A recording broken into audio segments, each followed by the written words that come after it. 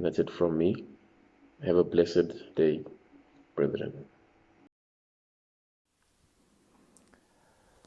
Good morning.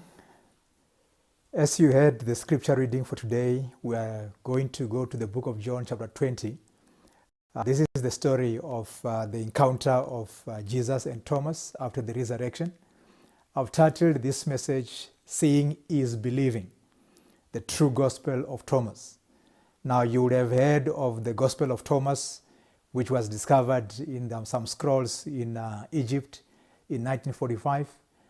Which is basically not even a gospel in the sense of us understanding a gospel. It is a collection of sayings supposedly of Jesus, which are about 114, which many of them are not even in context or anything. So I think it was correct that the Gospel of Thomas was not considered part of the canon. However, I want us today to talk about the true Gospel of Thomas, what Thomas tells us from the Gospel of John. And that is what I want to focus on today. Perhaps before we start, let me just start by letting you meet the Apostle Thomas. Now, the Apostle Thomas, unlike many of the other apostles, you'll realize that many of them are never mentioned throughout the Gospels, or even after the Gospels in the book of Acts. But Thomas is one of those few that are mentioned, like Peter and John and Paul and so on. The others are simply mentioned in the listing of the 12. But in the book of John specifically, we find Thomas being mentioned a few times. And I would like us to explore those few times just for us to be able to experience what kind of apostle and disciple Thomas was and what we can learn from him. And through him, what Jesus is telling us today. So one of the things that probably you didn't know about the Apostle Thomas is that he is one of those disciples or apostles that have traveled the furthest in preaching the gospel. Tradition has it that he's one of those that went as far as India, as far as Asia, places like around China and even Russia. He is one of those that went there. In fact, the Eastern Church tend to esteem the Apostle Thomas very highly because he did much of his work in those areas. So he is an important apostle, and I think there is something that we can learn from. So although he didn't write his own gospel, I think the Gospel of John gives him enough airtime for us to be able to learn what he would have written if he did write the gospel. Now, I would like us to go to 3 passages in the Gospel of John, which gives us some insight into this apostle, just to start before we go into the passage for today. The first of these is in the book of John, chapter 11. This is the time when Jesus was going to heal to raise Lazarus from the dead. When he had received the message that Lazarus has died, he then told the disciples, let's go so that we can raise him up. Now, those of you who are not familiar maybe with the geography of the Promised Land or Palestine at the time, there was a whole district which was called Galilee, and there was a whole district called Judea. That's where Jerusalem was. Now, Jesus and his disciples came from Galilee, so they were Galileans. But the Jewish authorities, the high priests and the leaders of the Jews, stayed in Judea, in Jerusalem. And so every time Jesus traveled to Jerusalem, he was faced with a resistance and opposition from these leaders. And in fact, there has been rumors that they want him killed. And so when Jesus hears that Lazarus has died, now Lazarus and his sisters lived in Bethany, which is just outside the walls of Jerusalem. So it is within walking distance of Jerusalem itself. So to go to Bethany is to go into the territory of the opposition where Jesus is likely to be killed. So when Jesus says, let's go to raise Lazarus in Bethany, Thomas realizes this might be trouble because the religious authorities in there might want to kill him. But see what he says in verse 16 of John 11. It says, Thomas, called the twin, said to his fellow disciples, let us all go along with the teacher so that we may die with him. So Thomas was aware that going to Bethany and raising Lazarus from the dead, it is going to raise Jesus' profile to the point where the Jewish authorities might want to kill him. But that doesn't make Thomas want not to go. In fact, it makes him want to go. In fact, you'll remember that when Jesus told them that he's going to be killed, Peter was the one who was stopping him to say, no, no, that can't happen. You can't go to Jerusalem and be killed. But here Thomas, unlike all the others, he says, let's go along with him so that we may die with him. So unlike a man who doesn't have faith and trust and belief in Jesus, I think Thomas was one of those who trusted and believed in Jesus the most, because he's willing to actually go and die with him. And to show that, in fact, Thomas' suspicion was true, further down in chapter 11, we realize that after the raising of Lazarus, it says from that day on, the Jewish authorities made plans to kill Jesus. So as a result of Jesus raising Lazarus, the Jewish authorities started planning to kill Jesus. So Thomas was correct in thinking that by going to raise Lazarus from the dead, chances are that the Jewish authorities are going to be all out now to want to kill Jesus. But that did not dissuade or discourage Thomas from saying to the others, let's go with him into Judea and Jerusalem. Let's go together to Bethany, so that if they kill him, we die with him. That is how committed this man was. Secondly, in the book of John chapter 14, we find a statement that many of us are very familiar with. This is when Jesus said to them, I am the way and the truth and the life. Now, many of us are not familiar why Jesus said this, because Jesus did not say this out of thin air. It was because he was answering a question. It says in verse 6, Jesus answered, I am the way and the truth and the life. So when you read before that passage, you realize that in fact it was Thomas who was asking the question that led to that answer. It says in verse 5, Thomas said to Jesus, Lord, we don't know where you are going, so how can we know the way to go there? Now Jesus then answered, I am the way and the truth and the life. So Thomas is one of those guys that if he didn't understand something, he asked questions. Okay? So you know those kind of people that if you have been in school before, you know that there are students who, when they don't understand, they'll raise their hand and ask the teacher, what do you mean by that? I don't understand. Now this is the kind of disciple Thomas was. If he doesn't understand something, he asks questions so that he can be clarified and he knows what the Lord is saying. This is what we're seeing him doing. So if it was not for him, we will not know that Jesus is the way, the truth, and the life, because this is something that Jesus told us in response to a question of Thomas. Now, as we continue, we go into the third passage that John gives us, which talks about Thomas. And this is the passage for today, which starts in verse 19. So let's read it together. It says, it was late that Sunday evening, and the disciples were gathered together behind locked doors. Then Jesus came and stood among them. Peace be with you, he said. One of the disciples, Thomas called the twin, was not with them when Jesus came. So the other disciples told him, we have seen the Lord. Thomas said to them, unless I see the scars of the nails in his hands and put my finger on those scars and my hand in his side, I will not believe. Now this is something that has earned Thomas the title of the doubting Thomas. But I think it is unfair, as I'll show you later. I just want us to just slowly go through this passage. So it was late that Sunday evening. What Sunday evening was this? It was the Sunday of the resurrection. So after Jesus was raised from the dead, Mary Magdalene met Jesus and he told her to go tell the disciples. So she goes and tells the disciples that he is risen. Now they are now afraid of the Jewish authorities. They are in hiding, as you know, that they killed Jesus and they're probably going to look for the rest of his disciples to kill them. So they are in hiding, as we see there. It says it was late that Sunday evening and the disciples were gathered together behind locked doors. They were in lockdown, but they were not in lockdown because of a virus like us. They were in lockdown because they were afraid of the Jewish authorities who were probably going to kill them. So while they are in lockdown, Jesus appears amongst them and he says, peace be with you. Now, even in this lockdown, I just want us to take note of that even in this lockdown, when you are trapped in your own home, Jesus can appear to you. Jesus can manifest himself. So let's spend this time in prayer, in fasting, in studying, so that Jesus, the resurrected Jesus, can come to us and say, peace be upon you.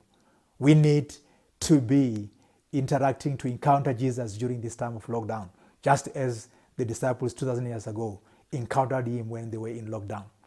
But what is important here is that one of the 12 disciples, Thomas, was not with them when Jesus came. We don't know, we are not told where he was, and we don't know how soon afterwards he came, because in verse 25 we're told that the other disciples told him when he came, "We have seen the Lord." But he said when he heard that, "Unless I see the scars of the nails in his hands and put my finger on those scars and my hand in his side, I will not believe." Now, we might think by saying that I will not believe unless I can see the scars myself, this is the signs of a man who doubts, a man who does not have faith. A man who does not have faith. But as I will show you, this is the sign of a man who knows what he's doing. And I want us to just keep that in mind as we proceed. So, does Thomas deserve the title of Doubting Thomas? That is the question I want us to answer as we go through this passage today. And I'm hoping that by the end of today, you will no longer to refer to Thomas as Doubting Thomas, but as the Believing Thomas. So firstly, my answer to that is that no, Thomas does not deserve the title of Doubting Thomas. I have 3 reasons that I want to give you. We can look at more, but I just want to look at 3 reasons why I believe that he is not a Doubting Thomas. Firstly, we are told Thomas was a twin. Thomas and Didymus means twin. So the likelihood is that he was a twin. He had a twin brother. Now, growing up, you probably have seen how many times him and his brother were confused by people, that they will call his brother Thomas and they will call him somebody else, referring to his brother. So, and you yourself, probably you have known twins in your life, and you have found it difficult sometimes to distinguish between the 2 twins, and sometimes you don't know which one is which. At least for me, I've experienced that. There are times when I have interacted with twins, and it is very difficult for me to tell which one is which. And only when you get to know them over a long time, you get to know the distinguishing features between them. But Thomas is aware that you can confuse twins. You can confuse somebody with a look-alike. Okay? I once came across a man who looks exactly like my late brother. And I was horrified when I looked at him because I thought my brother was dead at that time. And when I saw this man, I couldn't believe. I even called my mom to say, I'm looking at a man in front of me who looks like my brother. And if I didn't know otherwise, I talked to the man to find out who he was and where he works and so on, to discover that he's not my brother. But he looked like a twin brother of mine. So it is very possible that a twin can be an imposter and come and pretend to be somebody else. So Thomas, firstly, when he says, I will not believe unless I see the holes in his hands, he knows that people have lookalikes. It is possible that the person who came, that the disciples saw, was not Jesus, but a Jesus lookalike. And therefore, as a twin, he knows better not to just believe somebody because they claim. That's why he wants to actually see, because if it is the resurrected Jesus, his hands will show the scars from the cross. That is the first reason why Thomas was not a doubting Thomas, but he simply wanted to make sure that he is not dealing with a fake Jesus who is trying to pretend to be Jesus, because he heard that Jesus said he will rise again. Secondly, in the book of Matthew chapter 24, and this is something that I want you to take note of. It is very important, because I believe that when Thomas said, I will not believe unless I see the scars, he was actually responding because Jesus had already warned them that there are people who will come and claim to be Jesus. And Jesus told them, don't believe them. Okay? So in Matthew chapter 24, verse 23, he says, then if anyone says to you, look, here is the Messiah, or there he is, do not believe it. So Jesus had told them before he died that there are people who will come and claim to be me. And when they do that, don't believe them. So the only way Thomas knew that he will believe that Jesus is indeed Jesus is if he has scars on his hands, because that is the mark of the one who was crucified, which is the reason why he says, unless I can see the scars on his hands and on his side, I will not believe. It is because he was being faithful to the command that Jesus told them, that don't believe anybody who comes and claim to be Jesus. Don't believe anybody who comes and claim to be the Messiah and claim it is me. They might be lying, they might be fake, and therefore you must examine the evidence and make sure that it is indeed me. Thirdly, Thomas was willing to die with Jesus, as we saw in chapter 11. He was willing to die with Jesus when others like Peter did not want Jesus to die. So he cannot be a man who is doubting, who doesn't have faith. He's a man full of faith. He's a man who knows that Jesus is the Messiah and he was willing to die with him. But he's not willing to be fooled by anybody who pretends that he is Jesus and call himself Jesus. So unless he can prove that indeed he's dealing with Jesus, he's not going to believe anybody who comes along. And today, I think it is the Thomases in the faith that we need. It is an apostle like Thomas that we need today. Because today we have a world full of fake pastors, fake churches, fake everything, fake news is bombarding us every day, fake videos on YouTube, on the internet. There are so much fake stuff out there, and you need an attitude of Thomas, who says, unless I can examine the evidence, I will not believe. In this country, we have heard a pastor who said he's raising somebody from the dead, and it was proven that it was staged. The guy was actually an actor who was pretending to be dead. They hired a coffin, they hired a hearse, and they brought the guy into the church so that he can pretend to be raised from the dead. We know that was fake. And there has been so many of such fake miracles that are being performed. But because people are not like Thomas, they don't examine the evidence, and therefore they believe lies. They believe these fake gospels that they are being taught. But I want you to see that the Apostle Thomas is the one who warns us about such practices, that don't believe anything because it pretends and looks like Jesus. Unless you can see the evidence, don't believe it. Jesus himself said, people might come in my name. There might be wolf in sheep's skin. Don't believe them unless you can test what they are teaching you. And that is what I want us to see, that Thomas is not a doubting Thomas. He is a believing Thomas, but he believes based on the evidence. And the scriptures are the evidence. The Apostle John tells us that which we tell you about, we have seen with our own eyes. We have heard with our own ears. We have touched him. We have sat around the table and ate with him. That is the Jesus that they preached, the Jesus that they have personally seen and witnessed. And therefore, we can trust their testimony, because their testimony is not hearsay. It is something that they've personally experienced. And that is what I want us to take note of today. That when people come to you pretending to be preachers with the Bible under their arm, don't just believe them because they are opening a Bible. Test them to see whether they are indeed of God. Jesus says, by their fruits you'll know them. Check them out. Where do they come from? How do they live their lives? Are they liars? Are they deceptive people? Are they thieves? Are they scammers? If they are, that is the first telltale sign that they are indeed not a preacher of the gospel. And therefore, like Thomas, don't believe them. So I want us to realize that Thomas, as a twin, he knows people can be an imposter. They can pretend to be somebody they are not. And therefore, he's not willing to believe anybody who claims to be Jesus. He has been told by Jesus, if people come and claim to be the Messiah, don't believe them. And therefore, unless he sees the scars on the hands of Jesus, he says, I won't believe. So when he says, unless I put my finger in the holes in his hands and into the hole on his side, I will not believe. It is not the words of a man who has no faith. It is the words of a man who knows that he won't be fooled by anybody. And I want you today to realize that the Apostle Thomas is the one who, by demonstrating it to us, shows us how not to be fooled by people who claim to be standing for Jesus. So let's proceed with our passage in chapter 20 and look at the actual encounter then between Thomas and the resurrected Jesus. So let's read from verse 26. So 8 days later from when? From the resurrection Sunday. So resurrection Sundays, Jesus appears to the others and Thomas is not there. And 8 days later, Jesus appears when Thomas is there. This is what we are being told. So that 8 days later, we don't know how it is counted. It might well be, it is actually referring to today. I call this Sunday the Thomas Sunday. This is the St. Thomas Sunday.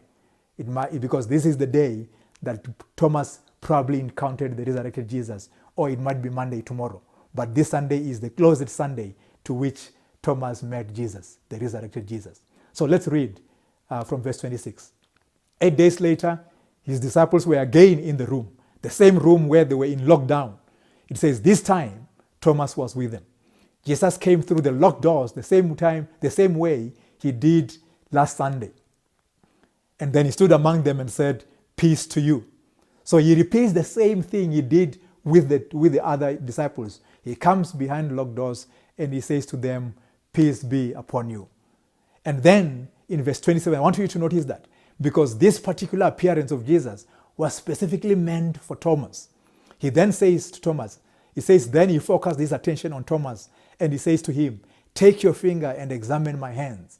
Take your hand and stick it in my side. Don't be unbelieving, believe." Okay? So Jesus was appearing this time, this particular Sunday, to show Thomas that indeed he is risen from the dead, that he is not a twin that is pretending to be Jesus. It is indeed Jesus. And he shows Thomas the holes on his hand so that he can believe. And after Thomas says that, we are told in verse 28, Thomas said, "My Lord and my God." And he fell down on his knees and worshiped Jesus. And in verse 29, Jesus says something that I think he says it to us today. He says, Jesus said, "So you believe because you have seen with your own eyes. Even better blessings are in store for those who believe without seeing." So because of that act of Thomas, of believing after he has seen the scars, Jesus says to him, "You believe because you have seen with your own eyes," like the other disciples. But better blessings are in store for you and I today, who will believe without actually seeing Jesus and the holes in his hands.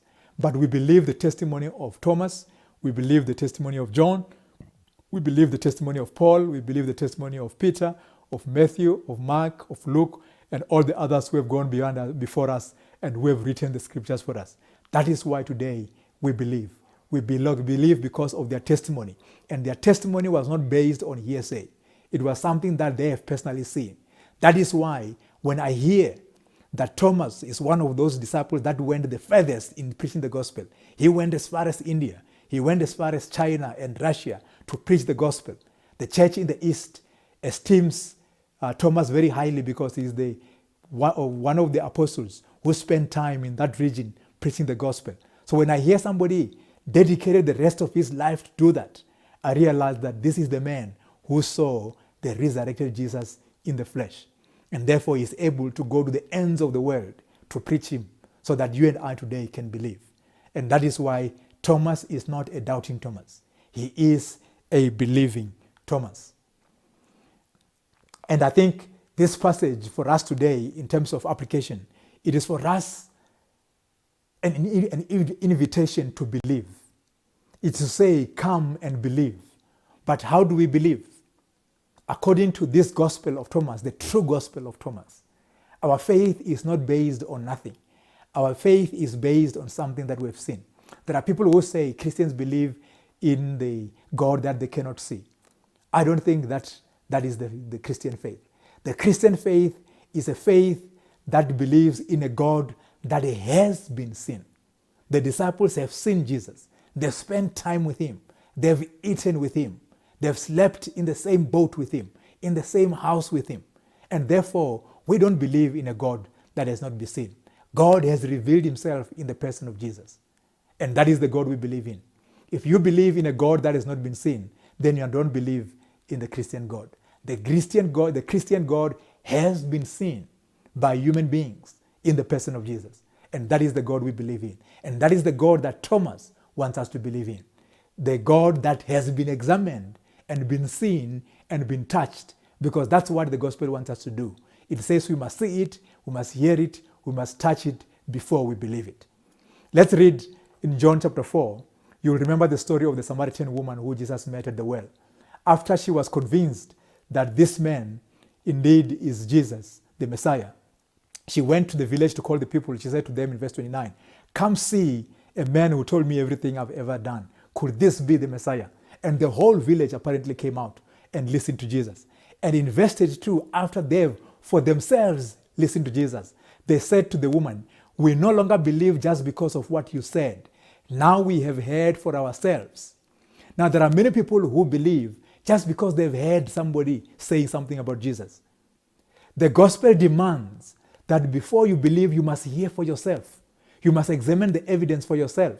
So when you read the scriptures, or you go to church, or you hear somebody preaching them on the TV, the onus is on you to take the Bible and read it and prove it for yourself before you believe. Don't just believe something because somebody says it. Don't believe me because I preach it. Go to your own scriptures and read it. That is what the calling is. The calling of the Gospels is that examine the evidence and believe on the basis of that. In John chapter 20 that we've just read, we see Jesus inviting Thomas himself to say, come and touch so that you can believe. And I believe today Jesus is still saying the same. He's saying, don't believe imposters.